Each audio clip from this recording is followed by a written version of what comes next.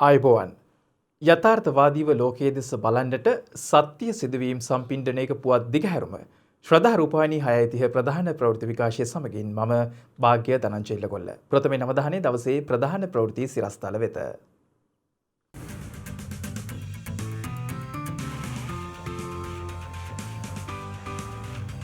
මෙරට සමස්ත කොවිඩ් ආසාදිතයින් 30,000 ඉක්මවයි. නව සාමාජිකයින් පත්කෙරුණු මැතිවරණ හා පොලිස් කොමිෂන් සාමාජිකයෝ වැඩ අරඹයි. දැඩි සෞඛ්‍ය රෙගුලාසි යටතේ මෙවර ශ්‍රීපාද වන්දනාව ඇරඹීමට සූදානම්. ආසාත්මිකතා ඇත්නම් ෆයිසර් කොවිඩ් එන්නත ලබා නොගත යුතු බවට බ්‍රිතාන්‍ය ඖෂධ නියාමන ආයතනයෙන් අනතුරු ඇඟවීමක්.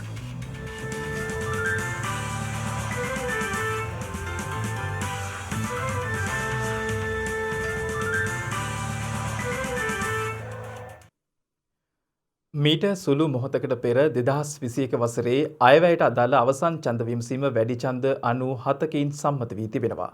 අයවැයට පක්ෂව ඡන්ද 151ක් ලැබුණු අතර විපක්ෂව ලැබුණු ඡන්ද සංඛ්‍යාව 54ක්. අද දිනේදී මෙරටින් නව කොවිඩ් ආසාදිතින් 300 දෙනෙකු හඳුනා ගැනීමත් සමග මෙරට සමස්ත ආසාදිතින් සංඛ්‍යාව 30,372ක් දක්වා ඉහළ ගොස් තිබෙනවා. මේ අතර ඊයේ දිනේද නව ආසාදිතින් 697 දෙනෙකු හඳුනාගෙන තිබුණා.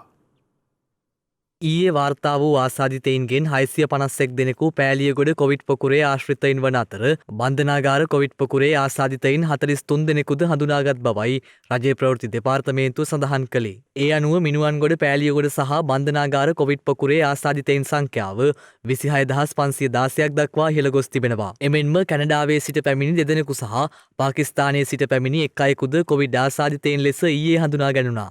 ඊයේ දිනේදීත් වැඩිම ආසාදිතයින් සංඛ්‍යාවක් කොළඹ දිස්ත්‍රික්කයෙන් වාර්තා වන අතර එම ආසාදිතයින් සංඛ්‍යාව 357ක්. එම දිස්ත්‍රික්කයේ වැඩිම ආසාදිතයින් සංඛ්‍යාවක් මට්ටක්කුලියෙන් වාර්තා වී තිබෙනවා. බොරැල්ලෙන් ආසාදිතයින් 110ක් සහ කොල්ලුපිටියෙන් ආසාදිතයින් 25ක් හඳුනාගෙන ඇති බවයි වාර්තා වන්නේ. මෙරටින් වාර්තා වූ පළමු කොවිඩ් ආසාදිතයා වාර්තා වන්නේ පෙබරවාරි මාස 15 වනදා වන අතර ඉන් අනතුරුව සමස්ත ආසාදිතයින් සංඛ්‍යාව 10,000 සීමාව ඉක්මවා ගියේ ඉන් මාස 8කුත් දින 15කට පසුවයි. ඒ වන විට මෙරටින් වාර්තා වූ කොවිඩ් ආසාදිත මරණ සංඛ්‍යාව දැක්වුණේ 19ක් ලෙසයි. ඉන් මාසයකුත් දින 8ක් ගත වන විට මෙරටින් වාර්තා වන සමස්ත ආසාදිතයින් සංඛ්‍යාව 20,000 සීමාව ඉක්මවා යන්නේ මෙරටින් කොවිඩ් ආසාදිත මරණ 68ක් වාර්තා වන පසුබිමකයි.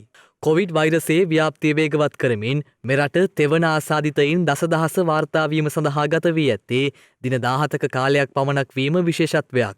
කෙසේ වෙතත් දෙවන ආසාදිතයින් දසදහසට සාපේක්ෂව තෙවන ආසාදිතයින් සංඛ්‍යාව වාර්තා වන විට මෙරටින් වාර්තා වන මරණ අනුපාතයේ යම් අඩුවක් දක්නට ලැබෙනවා. මේ අතර ඊයේ දිනේදීත් මෙරටින් නව කොවිඩ් මරණ දෙකක් වාර්තා වීමත් සමග මෙරට සමස්ත කොවිඩ් මරණ සංඛ්‍යාව 144ක් දක්වා ඉහළ ගියා. කොළඹ 15 ප්‍රදේශයේ පදිංචි දින 20ක් වයස ඇති බිලිඳෙකු රිජ්වේ ආර්යා ළමාරෝහලේදී පෙරේදා මිය ගියේ ලේවිසවීම, බහුඉන්ද්‍රිය අක්‍රිය වීම සහ කොවිඩ් නියුමෝනියා තත්වයෙන්. ඊයේ සන්ධ්‍යා කාලයේදී මෙම දරුවාගේ ආදාහන කටයුතු කිරීමට අපි කටයුතු කරා. ඒ අවස්ථාවට උන්ගේ පවුලේ ඥාතිවරුන් මේ සඳහා සහභාගී. ඒ වගේම මට දැනගන්න ලැබුණා මේ පිළිබඳව සමාජ මාධ්‍යවල ප්‍රචාර වෙනවා කියලා මේ දරුවාගේ මරණය අපි බලහත්කාරයෙන් ආදාහනය කරා කියලා මම ඒක තරයේම ප්‍රතික්ෂේප කරනවා. කිසිම දරුවෙක් හෝ රෝගියෙක්ගේ දේහයක් බලෙන් ආදාහනය කිරීමට අවශ්‍යතාවයක් නැහැ. අපි ඔවුන්ට දැනුවත් කරනවා. මේ දෙමාපියන්ටත් අපි දුරකථන මගින් හා පොලිසිය මගින් දැනුවත් කරා. එමෙන්ම කොළඹ 10 ප්‍රදේශයේ පදිංචි අවුරුදු 62ක පිරිමි පුද්ගලයෙකුද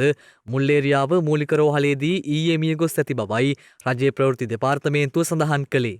කොළඹ පෞද්ගලික රෝහලක සිට ඔහු මෙම රෝහලට මාරු කර යවා ඇති අතර මරණයට හේතුව ලෙස දක්වා ඇත්තේ කොවිඩ් නියුමෝනියා තත්වයයි. මේ අතර මහනුවර මහයියාව ප්‍රදේශයේ කොවිඩ් ආසාදනය වී පෙරේදා මිය ගිය 63 හැවිරිදි කාන්තාවගේ සැමියා ඊට සතියකට පමණ පෙර මිය ගොස් ඇති අතර ඔහුටද වෛරසය ආසාදනය වී ඇති බවට සෞඛ්‍යාංශ සැක පළ කරනවා. සාමාන්‍ය මලසිරුරක් භූමදානය කරන ආකාරයෙන් ග්‍රාම නිලධාරී දැනුවත්ව මහයියාව පොදු සුසාන භූමියේදී භූමදානය කර ඇති බවයි වාර්තා වන්නේ. කෙසේ වෙතත් මෙම පුද්ගලයාගේ දේහය භූමදානය කිරීම සම්බන්ධයෙන් අද දිනේ මහනුවර පොලිසිය අධිකරණයට කරුණු වාර්තා කර ඉදිරි ක්‍රියාමාර්ග ගැනීමට නියමිත බවයි පොලිසිය සඳහන් කළේ. මේ අතර වැලිගම නගරය ආශ්‍රිතව ප්‍රදේශ කිහිපයක සිදු කළ අහඹු PCR පරීක්ෂණ 319ක් අතරින් කොවිඩ් ආසාදිතයින් 18 දෙනෙකු හඳුනාගෙන තිබෙනවා. මේ හේතුවෙන් අදාළ ආසාදිතයින් වාර්තා වූ ප්‍රදේශවලට සංචරණ සීමා පැනවීම සඳහා සෞඛ්‍යාංශ විසින් ආණ්ඩුකාරවරයා වෙත නිර්දේශ ඉදිරිපත් කර ඇති බවයි වාර්තා වන්නේ. මේ වන විට වෛරසය ආසාදිතව රෝහල්වල ප්‍රතිකාර ලබන සමස්ත පුද්ගලයන් සංඛ්‍යාව 7967ක් වන අතර වෛරසය ආසාදිතයයි සැක සහිතව රෝහල්වල විමර්ශනය යටතේ පසුවන පුද්ගලයන් සංඛ්‍යාව 584ක්. එමෙන්ම මේ වන විට වෛරසය ආසාදිතව සුවය ලැබූ සමස්ත පුද්ගලයන් සංඛ්‍යාව දැක්වෙන්නේ 22261ක් ලෙසයි. මේ වන විට දිවයින පුරා සිදු කරන PCR පරීක්ෂණ සහ ඇන්ටිජන් පරීක්ෂණ තවදුරටත් තීව්‍ර කිරීමට කටයුතු කරන බව මහජන සෞඛ්‍ය පිළිබඳ නියෝජ්‍ය සෞඛ්‍ය සේවා අධ්‍යක්ෂ ජෙනරාල් වෛද්‍ය හේමන්ත හේරත් මහතා පවසනවා. සෞඛ්‍ය අමාත්‍යාංශයේ මේ සතියේ මුල ඉඳලා තීව්‍ර කරන ලද අපේ ක්‍රියාමාර්ග සියල්ල උත්සන්න කරලා ඒක හරහා PCR පරීක්ෂණ සහ ප්‍රතිදේහ ජනක පරීක්ෂණ ආරම්භ කරලා තියෙනවා වැඩි සංඛ්‍යාවක් ගැනීම සඳහා. ඒ සඳහා වැඩි කණ්ඩායම් අවශ්‍ය කරන ස්ථානවලට යොදවමින් සෞඛ්‍ය ලේකම්තුමාගේ සහ සෞඛ්‍ය අධ්‍යක්ෂක ජනරාල්තුමාගේ උපදෙස් පරිදි නිලධාරීන් කණ්ඩායම් යොදවලා තියෙනවා. ඒ වගේම කොළඹ නගර සීමාවේ ප්‍රධාන සෞඛ්‍ය නිලධාරීතුමාගේ නායකත්වයෙන් එම කටයුත්ත සිද්ධ වෙනවා. ඒ හරහා අපිට හැකි ඉක්මනින් මේ අවදානම් සහිත කණ්ඩායම් හඳුනාගෙන මේ සංචරණ සීමා කර ඇති ප්‍රදේශ ඒවල සීමාවන් යම් ප්‍රමාණයකට ඉවත් කිරීමට පුළුවන් වෙයි කියලා අපි බලාපොරොත්තු වෙනවා. මේ අතර කොවිඩ් වසංගතයේ හේතුවෙන් සිදුවන මරණ පිළිබඳ තොරතුරු ඇතුළු කොවිඩ් සම්බන්ධ සියලු තොරතුරු ඒකරාශී කර ගැනීමද සිදු කරන බව නියෝජ්‍ය සෞඛ්‍ය අධ්‍යක්ෂ ජෙනරාල්වරයා වැඩිදුරටත් සඳහන් කළා. වසංගත රෝග විද්‍යාංශය මගින් මේ සෑම මරණයක්ම පිළිබඳ තොරතුරු එක්රැස් කරලා සමාලෝචනය කරනවා. මේ සඳහා විශේෂ වූ කමිටුවක් පත් කරලා ඒ කමිටුවේ වාර්තාවත් මේ වෙනකොට ඉදිරිපත් කරලා තියෙනවා. නමුත් ඊන් පසුව වාර්තා වුණු රෝගී සම්බන්ධයෙන්ොත් වසංගත රෝග විද්‍යාංශයත් ඒ වගේම අධිකරණ වෛද්‍ය විද්‍යා අංශයේ නිලධාරීනොත් මේ සම්බන්ධයෙන් තොරතුරු එක්රැස් කරලා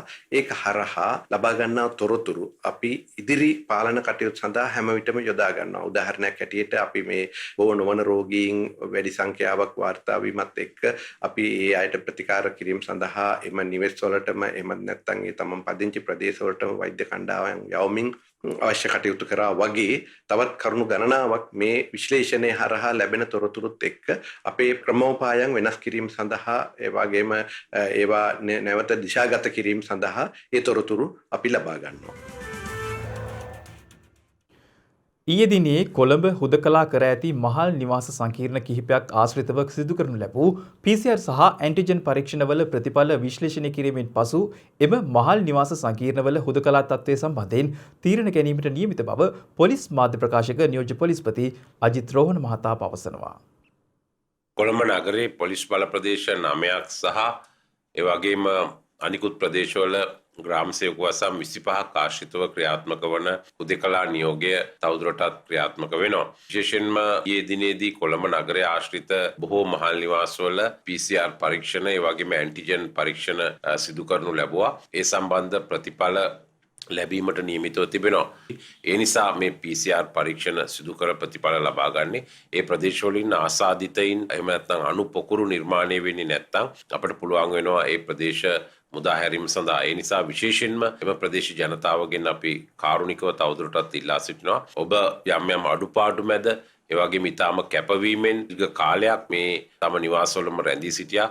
තවදුරටත් එසේ රැඳී සිටීමෙන් මේ රෝගයේ ව්‍යාප්තිය පාලනය කරන්න සහාය වන්න PCR පරීක්ෂණ ඇන්ටිජන් පරීක්ෂණවල ප්‍රතිඵල විශ්ලේෂණය කළ විගස ඒ සම්බන්ධව තීරණයක් ගැනීමට හැකියාව ලැබෙනවා. විදෙස් ගතව සිට මෙරටට පැමිණෙන පුද්ගලයන්ගේ නිරෝධායන කාල සීමාව පිළිබඳව සෞඛ්‍ය සේවා අධ්‍යක්ෂ ජෙනරාල්වරයාගේ උපදෙස් මත ඉදිරියේදී යම් වෙනසක් සිදු කිරීමට බලාපොරොත්තු වන බව යුද හමුදාපති ලුතිනන්ට් ජෙනරාල් ශවින්ද්‍ර සිල්වා මහතා පවසනවා. 14ක් මහල් නිවාස මේ ආකාරයෙන් හුදකලා කරලා තිබ්බයි. මහල් නිවාස 14 සැලකිය යුතු ප්‍රමාණයක් මේ ආකාරයෙන් සති 6කට වැඩි කාල සීමාවක් හුදකලා ලක් කරලා තිබෙනවා. ඔවුන් මේ තත්ත්වෙන් මුදවා හරීමට වහාම පේවර ගන්න කියලා අතිකරු ජනාධිපතිතුමා උපදෙස් ලබා දුන්නා. ඒ අනුව තමයි අපි පෙරේදා දිනවල ආරම්භ කරලා තිබෙනවා ක්‍රමවේදයක්. මේ මහල් නිවාසවල මුළු මහල් නිවාසෙම PCR පරීක්ෂණ හෝ ඇන්ටිජන් පරීක්ෂණ කරන්න. එහිදී විශේෂයෙන්ම මේ ඇන්ටිජන් පරීක්ෂණ සෑම නිවසකම එක් පුද්ගලයා බැගින් තෝරා බලාගෙන ඔවුන් මේ ආකාරයෙන් PCR ඇන්ටිජන් පරීක්ෂාවට කරන්න. ඉතින් ඒ ආකාරයෙන් දැන් උදාහරණයක් වශයෙන් ඊයේ රන්දිය වුණ මට්ටක්කුලිය මේ ආකාරයෙන් කරාම 1024ක් නිවස්වල මේ ආකාරයෙන් PCR පරීක්ෂණ කරනු ලැබුවා. එහිදී අපිට හම්බුණා යම්කිසි සුළු සංඛ්‍යාවක් එක් නිවසකින් එක් බැගින් කරද්දී කොවිඩ් ආසාදනය වී ඇති බවට. ඒ අවස්ථාවේදී ආසාදනය වූ නිවසේ සිසු අයලුත් වහාම ඇන්ටිජන් සහ PCR පරීක්ෂණය කිරීමට අපි වාජනය කරනු ලැබුවා. ඒ අනුව මහල් නිවාසෙන් නිවාසයට මේ හුදකලාභාවයෙන් ඉවත් කිරීම සඳහා කළ යුතු ක්‍රියාමාර්ග අපි ගනු ලබනවා. විශේෂයෙන්ම ඉදිරි දින කිහිපයේදී මේ ආකාරයෙන් මොවුන් මහල් නිවාසයෙන්වත් නිදහස් වෙලා උන්ගේ ප්‍රදේශයේ හෝ සැරිසරන පුළුවන් ක්‍රමවේදයක් ඇති කිරීමටත් අපි ඉදිරි දින කිහිපයේදී බලාපොරොත්තු වෙනවා. ඒත් එක්කම තමයි විශේෂයෙන්ම ගුවන් තොටුපොළ විවෘත කිරීම සමැදිවත් සාකච්ඡා පවත්වනු ලැබුවා. ඒ අනුව ඉදිරියේදී මේ ගැන දැනගන්න හැකියාවක් ලැබෙයි. බොහෝ දුරට මේ යම්කිසි ක්‍රමවේදයන් යටතේ විශේෂයෙන්ම විදේශ රටවල් වලින් විදේශිකයන් ශ්‍රී ලංකාවට ඒවට බලාපොරොත්තු වෙන සංචාරක ශාස්ත්‍රයේ මේ සමැදිවත් ක්‍රියා කිරීමට ඉදිරියේදී බලාපොරොත්තු වෙනවා. ඒත් එක්කම වැඩිපුර ශ්‍රී ලාංකිකයන් පිරිසක් හැකියතාක් දුරට විශාල වශයෙන් මේ රටවල් වල හිර වෙලා ඉන්න ශ්‍රී ලාංකිකයන් රැගෙනීමටත් අපි ඉදිරියේදී බලාපොරොත්තු වෙනවා. ඒත් එක්කම තමයි විශේෂයෙන්ම අපි නිරෝධායන ක්‍රමවේදය ගත්තම පිට රටවල් වලින් එන අයවලුන් දින 14ක් හෝටලයක හෝ ත්‍රිවිධ හමුදාව තුළ නිරෝධායන කිරීමට අපි කටයුතු කරනු ලැබුවා. දින 14කට පස්සේ වුන් මෙතෙක් පැවති ක්‍රමවේදයට යටතේ PCR පරීක්ෂණයක් කළා නිදහස් කළා නිවෙස් වල තවත් දින 14ක් නිරෝධායන කරනවා. නමුත් බොහෝ දුරට අපි දැන් ක්‍රියා කරන ආකාරය අනුව සෞඛ්‍ය අධ්‍යක්ෂක ජෙනරාල් විසින් දින 14 නිරෝධායන කිරීමෙන් අනතුරුව කළ ලබන PCR පරීක්ෂණයෙන් පසුව ඔවුන් නිදහස් කිරීමටත් නිවෙස් වල තවදුරටත් දින 14ක් නිරෝධායනය කරන ක්‍රමවේදය ඉවත් කිරීමටත් කටයුතු කිරීමට බලාපොරොත්තු වෙනවා. පසුගියදා පත්කෙරුණු මැතිවරණ කොමිෂන් සභාවේ හා පොලිස් කොමිසමේ නව සමාජිකයින් අද සිය රාජකාරී කටයුතු ආරම්භ කළා. ඒ ජනාධිපතිවරයා විසින් නිර්දේශ ඉදිරිපත් කළ කොමිෂන් සභා සඳහා පසුගියදා පාර්ලිමේන්තු සභාවේ නිර්දේශ හිමිවීමත් සමගයි. මැතිවරණ කොමිෂන් සභාවේ සභාපතිවරයා ලෙස නීතිඥ නිමල් ජීපුංචි හේවා මහතායි පත් කර තිබුණේ. ඒ අනුව ඒ මහතා අද දිනේදී සියදුරේ වැඩභාර ගත්තා.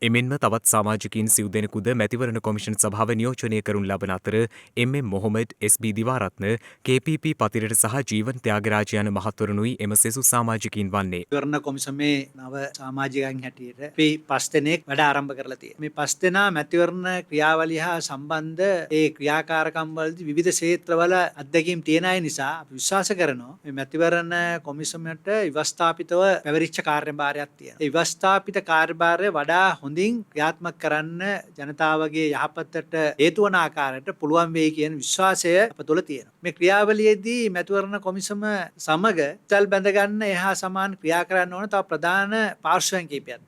දේශපාලන පක්ෂ, ඒ වගේම නිරීක්ෂණ සංවිධාන, ශීල සංවිධාන, ඒ වගේම මේකත් එක්ක මේ ක්‍රියාමාර්ගයේදී මේක හැබෑවට ප්‍රායෝගික ක්‍රියාත්මක කරන අපගේ කාර්ය මණ්ඩලයේ ප්‍රධාන කාර්යාලය හා ඒ වගේ දිස්ත්‍රික් කාර්ය මණ්ඩලය මේ සියල්ලන්ගෙම සාමූහික ක්‍රියාකාරීත්වයෙන් තමයි මේක ඉස්සරහට යන්න ඕනේ කියන කාරණය ගැන අපිට වැටහීමක් තියෙනවා. ඒක නිසා ඉදිරියේදී අපි බලාපොරොත්තු වෙනවා දැන් ප්‍රධාන වශයෙන් සමහර පළාත් සභා ඡන්දය තවම ක්‍රියාත්මක වෙන්නේ නැහැ. ඒක ව්‍යවස්ථාපිත නීතියේ තියෙන දෙයක්. ඒක නිසා ඒක ක්‍රියාත්මක විය යුතුව තියෙන දෙයක්. නීතිමය ගැටලු නිසා ඒක ක්‍රියාත්මක වෙන්නේ නැහැ. මේක විසඳගන්නේ කොහොමද? අපි බලාපොරොත්තු වෙනවා විධායකයේ හා ව්‍යවස්ථාදායකයේ සහායත් එක්ක අනිත් සිවිල් සමිතියේ සහායත් එක්ක ඒ නීති ප්‍රතිසංස්කරණ කරා ගමන් කරන්න. ඒ හරහා අපි විශ්වාස කරන්න පුළුවන් වෙයි කියලා වඩා හොඳ නිදහස් සහ සාධාරණ මැතිවරණයක්. මේ මැතිවරණය හැබෑවටම මහජන අභිලාෂයන් සාක්ෂාත් වෙන විදියට ඔවුන්ගේ අරමුණු ඉටු වෙන විදියට ක්‍රියාත්මක කරන්න. මේ අතර කොළඹ බණ්ඩාරනායක අනුස්මරණ සාමන්ත්‍රණ ශාලා පරිශ්‍රයේ ස්ථාපිත කර ඇති ජාතික පොලිස් කොමිෂන් සභාවේ නව සමාජිකින්ද අද පෙරවරුවේ සියදුරවර රාජකාරී ආරම්භ කළා.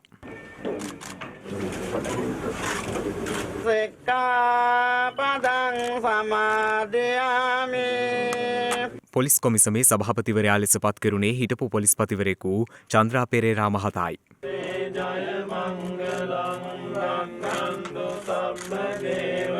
එම කොමිසමේ සෙසු සාමාජිකයින් වන්නේ Sirisena ලියනගම Priyantha Sanjeewa, NSM සංසදීන්, NC Pemasiri Perera, PB පරමේශ්වරන්, Gunapala Wickramage යන මහත්වරුන්. මේ පොලිස් කමිසම පෙර පොලිස් කමිසමට වඩා වෙනස් ආකාරයකින් ක්‍රියා කරන්න සිදු වෙලා තියෙනවා. යම් ආකාරයකින් පොලිසියට යම් කිසි උපදෙස් අවශ්‍ය නම් යම් ක්‍රියාමාර්ග කිරීමට අවශ්‍යතාවයක් තිබෙනවා නම් මේ කමිසම විවෘතව ඉන්නවා පොලිසියටත් පොලිස්පතිතුමාටත් උදව් කරන්න. ඊට අමතරව මේ රජය බලාපොරොත්තු වෙනවා පොලිස් සේවය ගම්බදට ගෙනියන්න. දැන් විචාර වේගයක් තියෙනවා ගම සමග පිළිසරණ කියන වැඩසටහනක් තියෙනවා. මේ වැඩසටහනේ කොටස්කරුවෝ වෙනවා මේ පොලිස් කමිසම. මෙවර පහ ශ්‍රේණිය ශිෂ්‍යත්ව විභාගයේ ප්‍රතිඵල මත 2021 වර්ෂයේ 6 වෙනි ශ්‍රේණියට ඇතුළත් කරගන්නා සිසුන්ට නව පාසල් ලබා දීමේ වැඩසටහන පළමු වරට මාර්ගගත ක්‍රමයට සිදු කිරීමට අධ්‍යාපන අමාත්‍යාංශය තීරණය කර තිබෙනවා. ඒ අනුව මේ වන විට කැඳවා ඇති අයදුම්පත්වල සහ අනෙකුත් තොරතුරු දත්ත පද්ධතියට කිරීමට විදුහල්පතිවරුන් විසින් කටයුතු කරනු ලබනවා. ඒ අනුව නිවේදනයක් නිකුත් කරමින් අධ්‍යාපන අමාත්‍යාංශය සඳහන් කරන්නේ අද සිට දෙසැම්බර් මාස 24 වනදා දක්වා කාලය ඇතුළත සිංහල හෝ දෙමළ මාධ්‍යයෙන් සියලු විදුහල්පතිවරුන්ට මෙම දත්ත ඇතුළත් කිරීමේ කටයුතු සිදු කිරීමට අවස්ථාව ලබා දී ඇති බවයි. රුපියල් මිලියන 7.5ක මූල්‍ය පිරිවැයක් දරමින් අධ්‍යාපන අමාත්‍යාංශය වෙත මෙම සේවා පහසුකම් නොමිලේ ලබා දී තිබෙනවා. රට තුළ මතු කොවිඩ් අභියෝගය හමුවුවද මෙවර සාර්ථක ලෙස ශිෂ්‍යත්ව විභාගය පැවැත්වීමට හැකි වූ බවයි අධ්‍යාපන අමාත්‍යාංශය සඳහන් කරන්නේ. මෙවර ශිෂ්‍යත්ව විභාගයට පෙනී සිටි සිසුන් සංඛ්‍යාව 3,26,264ක් වන අතර සිසුන් 47,193 දෙනෙකු කඩඉම් ලකුණු ඉක්මවා යමින් නව පාසලක් සඳහා අයදුම් කිරීමේ සුදුසුකම් ලබා තිබෙනවා. පසුගිය වර්ෂයන්හිදී වැඩි කාලයක් සහ වැඩි පිරිසක් සම්බන්ධ කරගනිමින් පාසල කලාප අධ්‍යාපන කාර්යාලය සහ අධ්‍යාපන අමාත්‍යාංශය යන පාර්ශ්ව සියල්ලෙහිම නිලධාරීන්ගේ දායකත්වයෙන් සිදු කළ මෙම ක්‍රියාවලිය වඩාත් විනිවිදභාවයෙන් නිවැරදිව හා කාර්යක්ෂමව සිදු කරන්නට මෙම මාර්ගගත වැඩපිළිවෙල සහාය වනු ඇති බවයි අධ්‍යාපන අමාත්‍යාංශය සඳහන් කළේ. දරුවන් 50ට අඩු පාසල් වසා නොදමා එම පාසල්වල දරුවන්ගේ ජීවන තත්ත්වය උසස් කිරීමට අවශ්‍ය ක්‍රියාමාර්ග ගැනීම වැදගත් බව පාර්ලිමේන්තු මන්ත්‍රී යදාමනී ගුණවර්ධන මහතා පවසනවා. ඒ මහතා මේ බව සඳහන් කළේ පසුගියදා පාර්ලිමේන්තුවේදී පැවති අධ්‍යාපන වැය ශීර්ෂ පිළිබඳ විවාදයට එක්වෙමින්. ලක්ෂ 45ක විතර දරු පරපුරක්, ලක්ෂ 2.5ක පමණ ගුරු පරපුරක්, දසදහසක් ඉක්ම වූ පාසල් පද්ධතියක් පිළිබඳ විස්තර රාශියක් මෙතන ඉදිරිපත් කළා තියෙනවා. නමුත් ඔය අතරින් මට විශ්වාස කරන්න අමාරුම දේ තමයි මේ මීට මාස 6කට විතර ඉදිරිපත් කරන සංඛ්‍යා දත්ත අනුව දරුවන් 50කට අඩු පාසල් 1486ක් තියෙන බවත් ඒවා බොහෝ විට වසා දමන්නට ඉඩක් තියෙනවා කියලා. මේ අපි කතා කරන්නේ 12%කට ආසන්න පාසල් ප්‍රමාණයක් පිළිබඳව. ඒක නම් කොහෙත්ම වෙන්න ඉඩ දෙන්න බෑ. එකක්වත් වැහෙන්න ඉඩ දෙන්න බෑ. පසුගිය 30 වසරට අපේ රටේ ජාතික පාසල් පද්ධතියේ 500කට විතර ආසන්න හෝ ඊට වැඩි පාසල් ප්‍රමාණයක් වසා තිබෙනවයි කියලා ගිය අවුරුදු 40 දත්ත සංඛ්‍යාලේඛන ප්‍රකාශ වෙනවා. විශේෂයෙන් පසුගිය වසර 150ක විතර කාලය තුලදී අපේ රටේ විශාල පිරිසක් තමන්ගේ පෞද්ගලික පරිත්‍යාගයේ පරත්තන් පටිපජ්ජත ප්‍රතිපත්තිය මුල් කරගෙන මේ පාසල් බොහෝමයක් දයට දායාද කරා. විවිධ කඩයිම් පයේ ශිෂ්‍යත්ව සාමාන්‍ය පෙළ උසස් පෙළ සරසර වරම් ජය ගන්නා දරුවන් ඉන්නවා වගේම ඒවායෙන් මග හැලෙන අයත් ඉන්නවා කියන එක අපි මතක් කරගන්න ඕන. අඩුම තරමේ ඒ අයට වෘත්තීය නිපුණතාව අධ්‍යාපනයක් ලබා දෙන්න ඕන් හැලෙන තැනින් සොයා නැවත ජයග්‍රාහී මාවතකට යොමු කරන්න මේ වහන්න හදන පාසල් යොදා ගන්න කියලා අපි සහතික වෙන්න ඕන. පසුගියදා සිදු වූ භූකම්පන මෙන් දස ගුණයක බලපාමක් ඇති කම්පන සිදුවත් වික්ටෝරියා වේලට ඉන් කිසිදු හානියක් සිදු නොවන බව ශ්‍රී ලංකා මහවැලි අධිකාරියේ ජලාශ හා වේලි අධ්‍යක්ෂ කේ අරුප්පල මහතා පවසනවා. ඒ මහතා මේ බව සඳහන් කළේ මහනුවර මධ්‍යම පළාත් ආණ්ඩුකාර කාර්යාලයේ පැවති වික්ටෝරියා භූකම්පන පිළිබඳ විද්වත් කතිකාවෙන් අනතුරුව මාධ්‍ය වෙත අදහස් දක්වමින්. මේ වික්ටෝරියා වේල්ල දැනට අවුරුදු 30කට කලින් තමයි මේ ඩිසයින් කරලා තියෙන්නේ. එතකොට මේ වේල්ලේ භූකම්පන ඇතිවීම සම්බන්ධයෙන් මුල් අධ්‍යයනවලදී ස්ටඩි කරලා තියෙනවා. ඒ කියන්නේ අධ්‍යයනය කරලා ගුරුත්වාකර්ෂණ බලය වගේ 0.1කට ඔරොත්තු දෙන ප්‍රමාණයක තිරස් භූකම්පන වලට තමයි මේ වේල්ල ඩිසයින් කරලා තියෙන්නේ. එතකොට දැනට මේ එන භූකම්පන ඒ වේල්ල නිර්මාණය කරලා තියෙන භූකම්පන අධ්‍යයනය කරලා තියෙන භූකම්පන වලින් සාමාන්‍යයෙන් 10න් එකකටත් අඩු භූකම්පන තමයි දැනට මේ ප්‍රදේශයේ ඇති වෙන්නේ. එම නිසා මේ භූකම්පන නිසා වේල්ල වේල්ලට ඇතිවන බලපෑම හානියක් දක්වා වර්ධනය නොවේ කියන සහතිකය අපිට තියෙනවා. මොකද ඊට අමතරව මේ වේල්ල අපි නිරන්තරයෙන් උපකරණ 400ක් කරා මේ වේල්ල අපි නිරන්තරයෙන් නිරීක්ෂණයට පත් කරනවා. පැය 24ම يعني මොනයම් හෝ ආකාරයක යම් හෝ බලපෑමක් තියෙනවා නම් අපිට ඒක දැනෙනවා ඉතාම කෙටි කාලයක් ඇතුළත. ඒ නිසා මේ ඇතිවන මේ ප්‍රාදේශීය භූකම්පන නිසා මේ වේල්ලට කිසිම අනතුරක් වෙන්නේ නැහැ කියලා මට මේ වෙලාවේ සාතික වෙන්න පුළුවන්. සිරකරුවන් දෙස මානුෂීව අවධානය යොමු කරමින් පවතින අඩුපාඩු විසඳා අවශ්‍ය පහසුකම් සැලසීමට කඩිනමින් පියවර ගන්නා ලෙස ජනාධිපති ගෝඨාභය රාජපක්ෂ මහතා බලධාරීන්ට උපදෙස් ලබා දී තිබෙනවා. බන්ධනාගාර තුළ පවතින අඩුපාඩු සහ ගැටලු විමර්ශනය කොට විසඳුම් නිර්දේශ කරනු පිණිස අද පෙරවරුවේ ජනාධිපති කාර්යාලයේ පැවති විශේෂ සාකච්ඡාවකට එක් වෙමිනුයි ජනාධිපතිවරයා ඒ බව සඳහන් කළේ. ඒ අනුව නිවේදනයක් නිකුත් කරමින් ජනාධිපති මාධ්‍යංශය සඳහන් කළේ මද්‍රව්‍ය භාවිතයට ඇබ්බැහිවීම නිසා 12,000කට අධික පිරිසක් මේ වන විට සිරගතව ඇති බවයි. ඒ අනුව ඔවුන් කෙරෙහි විශේෂ අවධානය යොමු කර පුනරුත්ථාපන වැඩසටහන් සකස් කිරීමේ අවශ්‍යතාවයද ජනාධිපතිවරයා එහිදී අවධාරණය කර තිබෙනවා. බන්ධනාගාරයේ ඇතුළත දැඩි තදබදය පිටු දැකීම පිණිස දැනට හඳුනාගෙන ඇති ස්ථානවලට පෙර සවික්‍රමයට සිරගෙවල් ඉදිකිරීමට ඇති හැකියාව සොයා බලන ලෙසද ජනාධිපතිවරයා එහිදී නිලධාරීන්ට උපදෙස් ලබා දී තිබෙනවා. එමෙන්ම විදෙස් රටවල සිරමැදිරිවල ආකෘති අධ්‍යයනය කර පහසුකම් සැලසීමට කඩිනම් පියවර ගැනීමේ අවශ්‍යතාවයද මෙහිදී සාකච්ඡාවට ලක් වූ බවයි එම නිවේදනයේ දැක්වෙන්නේ. රස පරීක්ෂක නීතිපති සහ පොලිස් දෙපාර්තමේන්තුවල ප්‍රමාදයන් නිසා අතිවිශාල පිරිසක් රක්ෂිත බන්ධනාගාරගතව සිටිනවා. රේගුව පොලිසිය බන්ධනාගාරය පුනරුත්ථාපන ඇතුළු අදාළ ආයතන එකතුව ජනාධිපති කාර්යසාධක බලකායක් ස්ථාපනය කර පවතින ගැටලු නිරාකරණයට පියවර ගත යුතු බව ජනාධිපතිවරයා එහිදී අවධාරණය කළ බවයි එම නිවේදනයේ වැඩිදුරටත් සඳහන් වන්නේ. එළඹෙන උඳුවප් පොහෝ දිනයෙන් ආරම්භ වන සිරිපා වන්දනා සමය රාජ්‍ය අනුග්‍රහය යටතේ පැවැත්වීමට කටයුතු සූදානම් කර තිබෙනවා. ඒ අනුව පවතින කොවිඩ් වසංගත තත්ත්වය හමුවේ සෞඛ්‍ය අංශ හා ආරක්ෂක අංශ විසින් ලබා දී ඇති උපදෙස් වලට අනුව ඒ පැවැත්වීම පිළිබඳව විශේෂ සාකච්ඡාවක්ද පවත්වා තිබෙනවා. ශ්‍රීපාදස්ථානාධිපති පූජ්‍ය බෙංගමුවේ ධම්මදින්න නායක ස්වාමින් වහන්සේ මධ්‍යම පළාත් ආණ්ඩුකාර ලලිත්යු ගමගේ මහතා සහ සබරගමුව පළාත් ආණ්ඩුකාර ටිකිරි කොබ්බෑකඩුව මහතාගේ සහභාගීත්වයෙන් මෙම සාකච්ඡාව පවත්වා තිබෙනවා. ඒ අනුව සෞඛ්‍ය රෙගුලාසිවලට අනුව ශ්‍රීපාද මළුවේ වරකට සිටිය හැකි උපරිම බැතිමතුන් සංඛ්‍යාව මෙවර 200කට සීමා කර තිබෙනවා. එමෙන්ම මෙම මස 27 වනදා පස්වරුවේ යෙදෙන විශේෂ නැකතකට අනුව ශ්‍රීපාද රජමහා විහාරයේ විශේෂ කුටියක තැන්පත් කර තිබෙන සදහතුක කරඬුව සහ සමන්දේව ප්‍රතිමාව 28 වනදා උදෑසන ශ්‍රීපාද රජමහා විහාරස්ථානයේ සිට ශ්‍රීපාදස්ථානය දක්වා මාර්ග 4ක් ඔස්සේ වැඩම කරවීමට නියමිතයි. ඒ අනුව පලාබද්දල මාර්ගය, බලංගොඩ මාර්ගය, කුරුවිට මාර්ගය සහ හැටන් නල්ලතනිය යන මාර්ග 4 ඔස්සේ සෞඛ්‍ය රීතීන්ට අනුව විශේෂ පෙරහැරකින් නොනවත්වා ගමන් කිරීම සිදු කරනු ඇති. එමෙන්ම පෙරහැර පැවැත්වෙන අවස්ථාවේදී ඒ සඳහා පඳුරු දැමීමට බැතිමතුන්ට හැකියාවක් ලැබෙන්නේ නැහැ. ඊට අමතරව දන්සැල් පැවැත්වීමද තහනම් කර ඇති අතර අවශ්‍ය පුද්ගලයින්ට මුඛාවරණ හෝ විස බීජනාශක දියර දන්සැල් පැවැත්විය හැකි බවයි එහිදී සාකච්ඡා වී ඇත්තේ.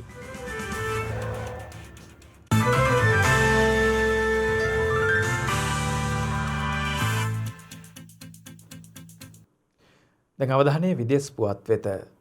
සැලකිය යුතු ආසාත්මිකතා ඇති පුද්ගලයන් ෆයිසර් බයෝඑන්ටෙක් කොවිඩ් එන්නත ලබා නොගත යුතු බව බ්‍රිතාන්‍ය ඖෂධ නියාමන ආයතනය පවසනවා. බ්‍රිතාන්‍ය ඖෂධ නියාමන ආයතනය එසේ ප්‍රකාශ කර ඇත්තේ එක්සත් රාජධානියේ ජාතික සෞඛ්‍ය සේවයේ දෙදෙනෙක් එන්නත් ලබාගත් පසු ආසාත්මිකතා ලක්ෂණ පෙන්වීම නිසායි. කෙසේ වෙතත් ඔවුන් දෙදෙනාගේ තත්ත්වය බරපතල නොවන අතර මෙවන විට යහපත් සෞඛ්‍ය තත්ත්වයෙන් පසුවන බවයි එරට මාධ්‍ය වාර්තා පෙන්වා දෙන්නේ. ඔවුන් දෙදෙනාම අතීතයේ බරපතල ආසාත්මිකතාවයන්ට ගොදුරු වූ පුද්ගලින් බවද එම මාධ්‍ය වාර්තා පෙන්වා දෙනවා. මේ වන විට බ්‍රිතාන්‍ය තුළ අඛණ්ඩව එන්නත් ලබා දීම සිදු කරමින් පවතින අතර ඒ වයස අවුරුදු 80ට වැඩි පුද්ගලයින්ට සහ ඉදිරි පෙළ සෞඛ්‍ය සේවකීන් වෙතයි.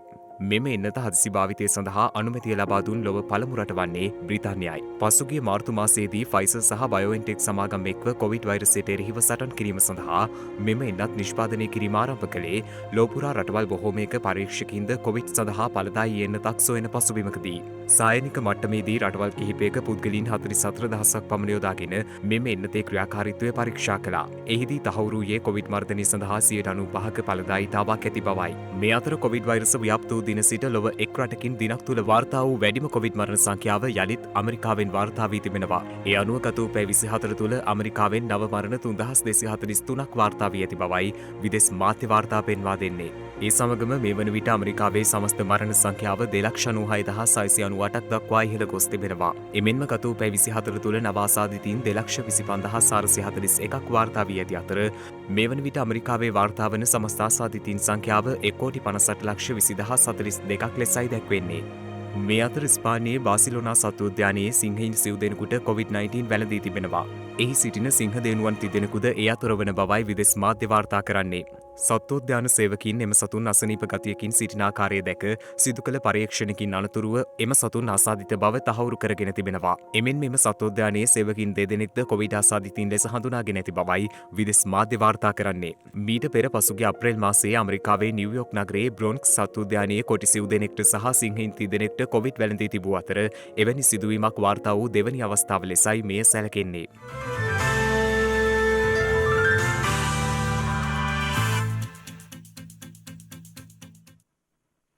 දිනක සටහන් නිමවන්නට මත්තෙන් හෙට දවසේ වැදගත්කමටයි මේ අවධානය.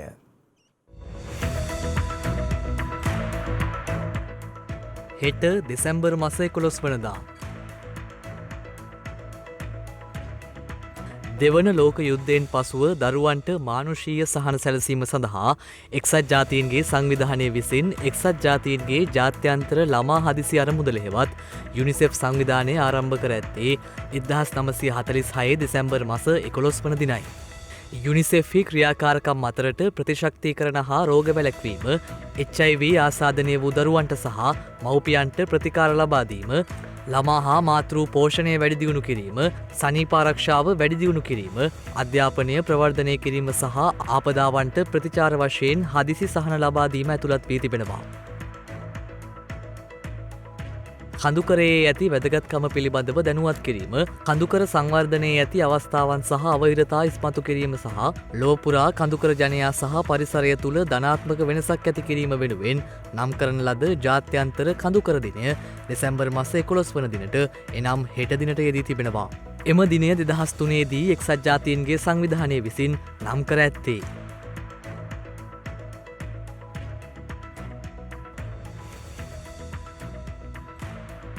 දත්ත ගබඩා කළ හැකි පළමු පරිගණකය සඳහා මැන්චෙස්ටර් සරසවිය විසින් පේටන් බලපත්‍රය ලබාගෙන ඇත්තේ 1946 දෙසැම්බර් මස 11 වන දිනයි.